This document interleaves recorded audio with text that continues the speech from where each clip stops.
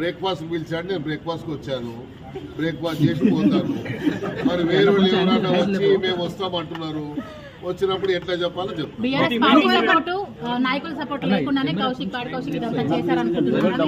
నేను చెప్తున్నా కదా, వాళ్ళు ఏమి చేస్తున్నా అంటే ఒక మనీ ఇది పెట్టి ఆయన రెచ్చగొడుతుంటే రెచ్చిపోతున్నాడు. మాకు తెలుసు కౌశిక్ రెడ్డి కెపాసిటీ ఎంత ఉందో, ఎవరికి ఎంత కెపాసిటీ ఉందో మాకు తెలుసు. మేము అన్ని చేసి ఈడి దాకా వచ్చినాం. మళ్ళా నేర్పియొద్దు మాకు, నేర్పియొద్దు అని దయచేసి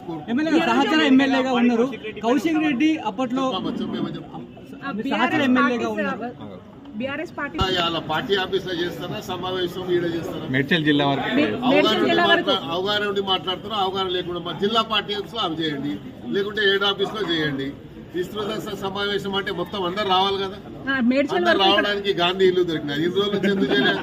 హరీష్ రావు ఇల్లు లేదా, మరి ఇంకో ఇల్లు లేదా చెప్పండి. ఇప్పుడు మీరు సహచర ఎమ్మెల్యేగా గతంలో కూడా కౌశిక్ రెడ్డి గవర్నర్ మహిళ పైన ఆరోపణ చేశారు, అట్లనే ఇప్పుడు కూడా చేశారు. ఆయన వ్యాఖ్యలను ఎట్లా చూస్తారు? ఎందుకు ఆ రకంగా వైఖరి కూడా గవర్నర్ గారి గురించి ఏం మాట్లాడినా మీకు తెలుసు.